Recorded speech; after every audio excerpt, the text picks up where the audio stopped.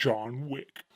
Hello everybody, today we are going over the original John Wick. It came out in 2014, stars Keanu Reeves and is directed by Chad Stileski. John Wick is a former assassin, and one day some thugs steal his car and kill his puppy that his dead wife just gave him like 2 days after her funeral. This movie is just another revenge movie, but it's the perfect revenge movie because you can totally get behind this character. You killed my dog, fuck you. So let's start with the positives. I love that this is a revenge movie. Revenge movies are awesome, and you want to root for the person to get those motherfuckers, and it's so satisfying when he does. It's awesome. I like that John gets hurt a couple of times in this movie, and he especially gets hurt right away. It's like, holy fuck. And then you see who he really is after that, and you're like, holy shit, they got the best of you there. It's like, they only got the best of him because he wasn't expecting them.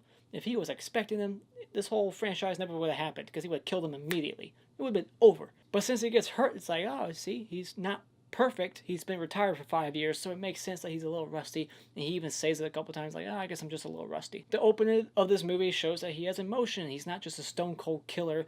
He's a human. He has emotions. He used to love. He lost his loved one. He doesn't want to kill people, but he just does it because he has to. The puppy in this movie is the cutest puppy ever. Let me just say that right now. I'm not a dog person, but goddamn, if I ever got a dog, it would be the John Wick dog. I like the idea of a secret assassination club. You don't learn too much about it in this one. I kind of dive deeper in the next one and the third one, but there's enough there where you're like, oh, that's interesting. I mean, how far does it go? But you find out in the second one. The cinematography in this movie is amazing. I love all the lights, like just the blue, the aqua lights, the red lights, the purple lights when they're in that club.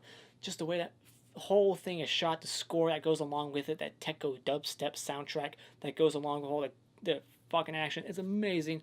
You couldn't have chose a better song to accompany that scene. The camera work is amazing. Just the way it just goes from like person to person and it doesn't like shake, and it's just like you see every fucking punch and blow. And that's because the director is a stunt guy, so he knows how to shoot stunts. This movie has some humor in it, and yeah, I like it. It lands. It's not cringeworthy or anything. It doesn't ruin the film. It doesn't taint what happened before. Like, it doesn't kill any like suspense or ruin the action that came with it. I like that the Mayhem commercial actor is in this. The guy from those like AT&T, or what are they called? I don't know, it's like that home, I think it's like an insurance commercial where that guy's like, hi, I'm here to steal your car. That actor, he's in this one. It's just, when I see him, I can't help but think about that commercial. And I really love the subtitle font. Like, just anything to make this movie more stylized and awesome. They thought of it, like, what can we do to make it even more beautiful? Let's add colorful font when the people are speaking multiple languages. Or just Russian in this one. There's multiple languages in the second one. But yeah, I thought that was a fun, cool little choice they did, where they just, instead of giving you plain white font for subtitles, they gave you cool stylized font. This movie has good acting, and you got Willem Dafoe in here. I mean, his character kind of gets wasted at the end. I would have liked to know more about him. You know, his relationship with John Wick, why he chooses to protect him. Now, as for the few things I don't like when movies open up with the end or the middle or whatever. It's usually the end because that kind of just kills the narrative. Like, I know where it's going now. I'm like, oh, this is where we're going to end up. He's going to be okay. This is the first movie, so you don't know if he's going to make it to the end. Is John Wick going to live? Is he going to die? I don't know. But now I do know because it just opened with him okay. You know what I mean? Like, I just hate... It's a weird decision. It's just like... I don't know. What's the thinking behind it? This movie, you have to suspend disbelief. You know, there's conveniences. It's like, oh, that helped. Or like, oh, this guy didn't have a gun. He chose to use a knife. Or this guy decided to charge up to you with his gun like it was a sword. It's a gun. Why you gotta get so fucking close? The fact that he can just pick up other people's weapons or like clips. He'll pick up other people's clips. He does this in John Wick 3. And it's like everybody has the same gun and they have like the same caliber. Everybody's shooting 45 ACPs or everybody has 9mm in the same caliber.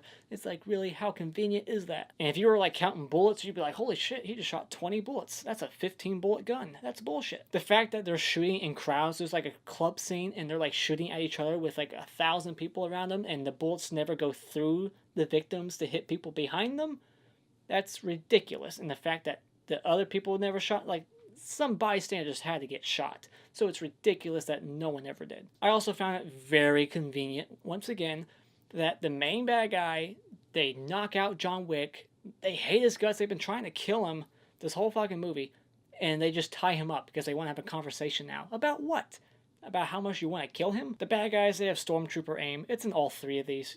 You know, it's a nitpick I can say for all of them. They have stormtrooper aim. In fact, sometimes they're worse than stormtroopers because they don't shoot at all. They'll be shooting at the ground and then they just won't shoot at all. And it's like, oh, I gotta wait 3 seconds to shoot. No wonder John Wick's so good, because you guys suck. John Wick's skill is like mine if I was playing like Call of Duty with like toddlers. It's like, no shit, I'm good. I'm kicking their asses. I got a 20 kill streak because they're toddlers.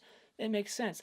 It's like all his victims, they're like babies with guns. And like I said, that's true for all 3 of these. Like, when you watch all 3 of these, you gotta like know that going in and just throw that shit aside and be like, whatever, I accept it. This isn't a lot of movies and it kind of bugs me. Or I'm like, why?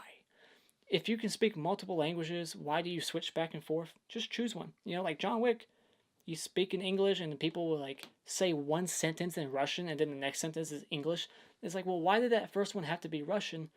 Do you not know that specific sentence in English? It's a weird thing. It's a nitpick. I don't know. It's in a lot of movies. It's in part 2. It's in part 3, I think. No. But yeah, it's like, why? Why switch? Just stay with one. But I'm glad they don't, because then we get that subtitle font. I'm also not a fan of the main soundtrack behind this movie. We're killing strangers. It plays like 4 times in the song, and every time it comes on, I'm like, ugh, I hate this song. But the dubstep, like the techno beat, like songs that play through like the fight scenes, that shit, awesome. But the soundtrack to this movie, when it's like, you know, transitional shots and like in between the action, that song that comes on, I'm like, ugh, fucking hate that song. But other than that, this movie's fucking awesome. Alright, this movie is great. So when it comes to John Wick, go out and buy it. And those are my thoughts on John Wick. Have you seen this movie? The 3rd one just came out. Go watch it. Masterpiece. It's the best one of the 3. Go see it. But let me know what you thought about this movie in the comments below. Hit this like button to support this video and show me how much you love me. And you can follow me on social media if you would like. And you can become a subscriber today by clicking on my cartoon face in about 5 seconds to see more. And until next time, I will see you soon.